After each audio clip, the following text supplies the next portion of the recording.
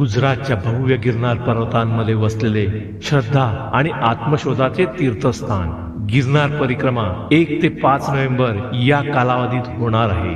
हिंदू धर्मियांचे पवित्र स्थान असलेल्या गिरनार पर्वताच्या 36 किलोमीटरच्या या प्रदक्षिणेत आपण आपल्या भाविकांसह सहभागी व्हा.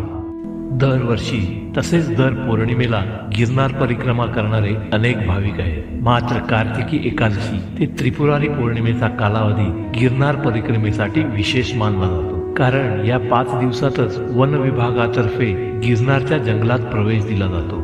जवळजवळ 38 किलोमीटरची परिक्रमा पूर्ण करून 10,000 पायऱ्यांचा टप्पा पार करून दत्तभक्त गुरुशिखराचे दर्शन घेतात. या 5 दिवसात भगवान शंकर पार्वती मातेसह गिरनार पर्वतावर निवासासाठी येतात असेही म्हटले जाते. गिरनार हा हिमालयाचा पुत्र व माता पार्वतीचा भाऊ. माता पार्वती आणि शिव यांचा विवाह सोहळा 2000 वर्षापूर्वी हिमालयात झाला.